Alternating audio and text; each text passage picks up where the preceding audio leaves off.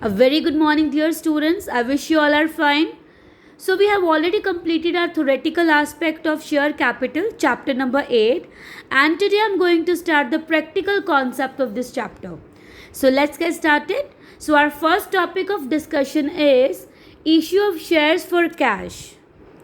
Means when the company issued shares and the amount is to be received by a check or any banking instrument, right? So there are two ways to issue shares. One is issued at par. Issued at par means then the subscribers has to pay the nominal value or face value only. The next one is issued at premium, means when the subscriber has to pay the amount that is above the nominal or face value, right? Two ways are there. One important thing, shares can never be issued at discount. So it can be issued either at par or at premium. Okay, so never at discount. Now see the journal entries, how we have to record the money that is to be received or how we have to record the due calls. See students, I want to tell you, I have already told you that the amount that is to be received, that will be in cash or through check, right? Now the question is how the company will take the amount from the subscriber, whether in lump sum or in installments. Now our case number 1 says if issue of shares is done and the amount is paid in lump sum, right? Means the subscriber is ready to pay the whole amount at the call of application, right? Then what are the entries to be passed? See, our first entry will be bank account debit to share application and allotment, right? We have to write like this: bank account debit to share application and allotment means we have already received the lump sum amount at the time of application, right? Now we have to transfer the amount of application and allotment to share capital. So our next entry will be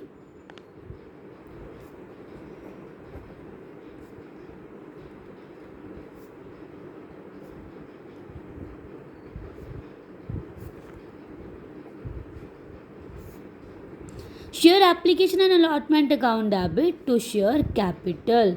Means the amount that we have already received from the subscriber in lump sum, that will be transferred to share capital. This is the case when the subscriber is ready to pay the whole amount, right? During application. So this is the entry that we have to pass.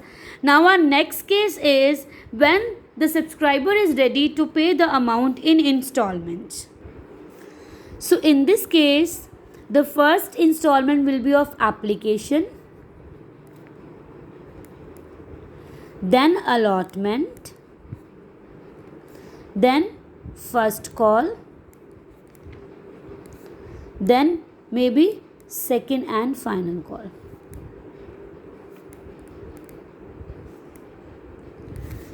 The company can call the whole amount in 3 installments only. Then our final call will be called then our first call will be called first and final call. So it depends in how many installments that the company wants to take or receive money from the subscriber. Now see, the very simple, it means firstly we have to the first installment will be paid at the time of application, then at allotment, then first call, then second call. In these cases, firstly the company will receive the amount of application, right, on the time of application, then it will be transferred to share capital, then allotment call will be made, then it will be received, then first call will be made, then it will be received, then second and final call will be made and it will be received. Means firstly the company will make calls, then on after certain time or after a specified period of time, the amount will be received through the subscriber. Now see, what are the journal entries to be passed during installment? So our first entry will be the amount received on application, then bank account debit to share application, right? Here we will write being application money received. Means we have received our application money. Now we have to transfer this application money to share capital. Then we will write share application account debit to share capital. Right?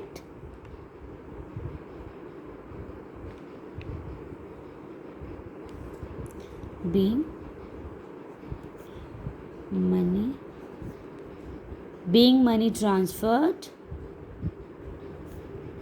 to share capital.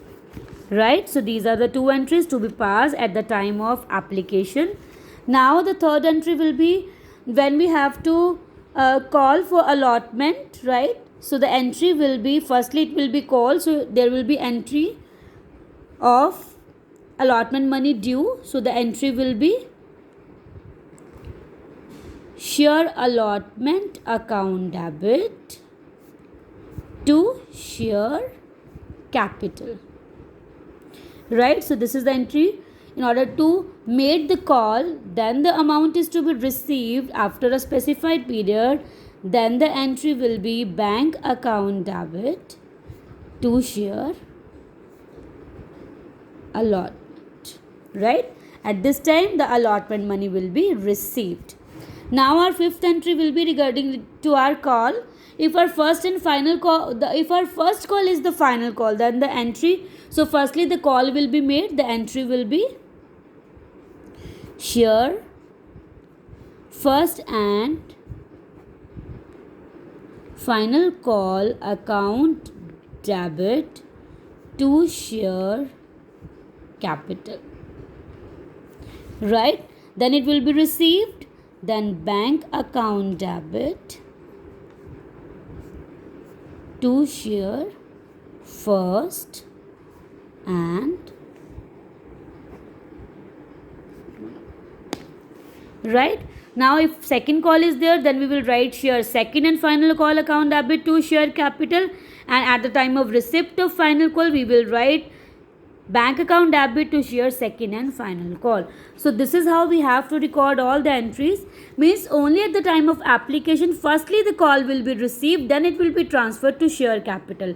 But for other cases, firstly the call will be made, then the amount is to be received from the subscriber. So these are the journal entries which are to be passed, right, if the issue is made in installments, right? So in my next video, I'll tell you how you have to transfer the amounts in these journal entries. So please revise this topic. Thank you so much.